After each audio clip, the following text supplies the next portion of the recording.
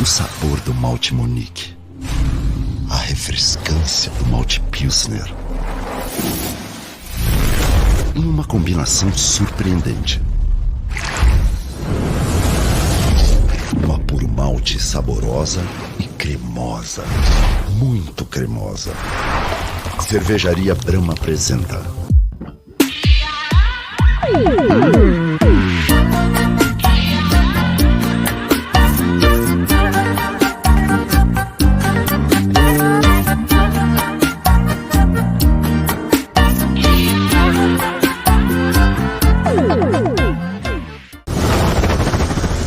Brahma Duplo Malte. Beba com moderação. Todo mundo sabe que o Ceará está passando por um momento que é um momento bem complicado, essa questão do voto do sócio-torcedor. A questão do voto do sócio-torcedor é um desejo antigo dos sócios-torcedores. Tá? O nosso rival já tem a previsão disso no estatuto dele. Né? Já aprovaram o novo estatuto, o torcedor já vota, já elegeu, inclusive, presidente. Enquanto nós estamos nas cavernas.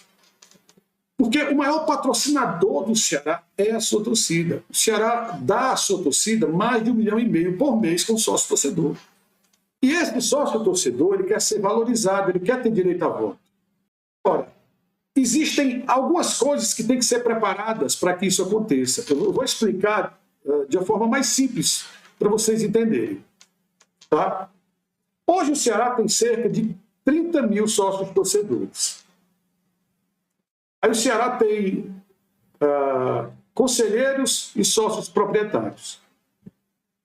O Conselho Deliberativo do Ceará, em março de 2023, está aqui, o presidente do Comitê Administrativo do Ceará, Herbert Gonçalves, veio nos termos estatutários reiterar a solicitação feita em 21 de março de 2023, gente, há mais de um ano atrás. Na verdade, há 15 meses, né? Terça-feira faz 15 meses que foi solicitado da diretoria executiva, que eu também não sei porque esses dados só tem a diretoria executiva, a relação dos sócios proprietários e conselheiros e do sócio torcedor. Por que é que o Conselho pediu isso? Primeiro, porque é da obrigatoriedade do Conselho fazer esse acompanhamento. Segundo, o Conselho está fazendo um novo estatuto. Está fazendo a minuta, aliás, fez a minuta do novo estatuto, já está sendo votada a aprovação dessa minuta.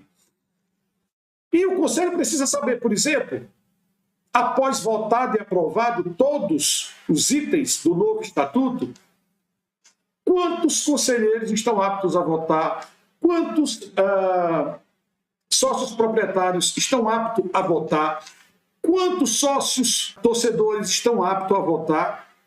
Isso o Conselho Deliberativo tem que ter essas informações. E essas informações de quantos sócios torcedores, a relação desse pessoal, é fundamental, primeiro, para a transparência nesse processo de transição do velho estatuto para o novo estatuto. Segundo, o Conselho é um órgão institucional do clube. O Conselho não é um ente separado do clube. Você vê claramente que há um rompimento institucional, nesse momento, entre diretoria executiva e Conselho Deliberativo. Mas não é só agora com a chegada do Dr. Herbert, não. É desde o ano passado. Isso aqui foi o Dr. Barreto que pediu. O ex-presidente do Conselho Deliberativo desde março de 2023. Isso era para ser simplesmente uma troca de informação. É como se eu estivesse aqui, na outra sala, uma outra pessoa que trabalhasse comigo, eu dissesse, me manda essas informações aqui, a pessoa mandar e eu olhar aqui, eu ter acesso a isso. Porque o Conselho pode ter, o Conselho é legal. O Conselho é a parte mais importante, administrativamente falando, do clube. Ora, o vendedor da loja, que faz lá o sócio-torcedor, ele tem acesso à lista de sócios-torcedores. Por que é que o Conselho não pode ter?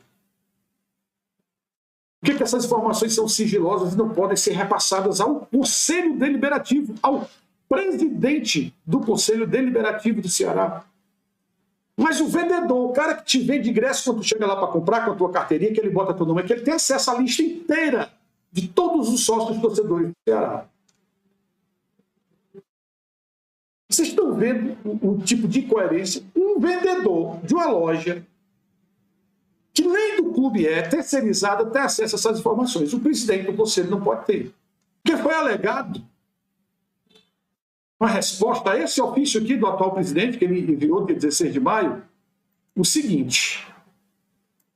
Vou ler aqui para vocês. Excelentíssimo senhor Herbert Gonçalves Santos, presidente do Comitê Administrativo do Ceará Esporte Clube, esclarece-se que os relatórios individuais que constem a relação dos sócios torcedores, sócios proprietários e conselheiros do Ceará Esporte Clube se tratam de relatórios com informações sensíveis e estão sob amparo da Lei Geral de Proteção de Dados, LGPD, que trata de proteger os dados pessoais a partir dos direitos fundamentais garantidos pela Constituição Federal, inclusive no âmbito interno de uma empresa, sendo necessário o consentimento de cada indivíduo cujos dados foram solicitados. Isso aqui não faz o menor sentido. Portanto, para o atendimento pleno da referida solicitação, observada a orientação do Conselho Nacional do Ministério Público, a fim de se promover o tratamento de dados sem o consentimento dos cidadãos atingidos, há de se fazer requerimento expresso comprovando inequivocamente que o tratamento e disponibilidade desses dados são indispensáveis para cumprir uma obrigação legal, que é o caso.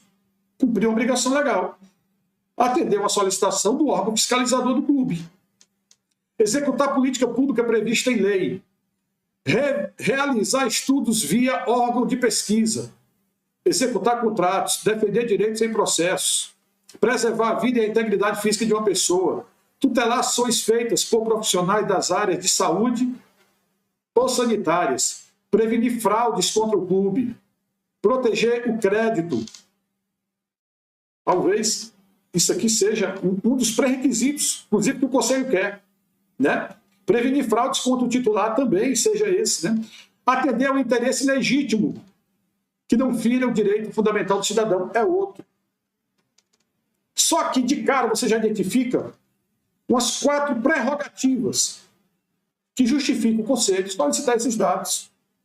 E, mais uma vez, eu digo, não é o objetivo do Conselho pegar esses dados e expor para ninguém. Não faz sentido. Não tem lógica isso. A comprovação inequívoca a que se refere o parágrafo anterior deve ser ainda fundamentada e acompanhada do planejamento e execução detalhado da ação a ser implementada pelo Conselho Deliberativo. Será que a implantação de um novo estatuto já não é algo que fundamente esse acompanhamento? Será?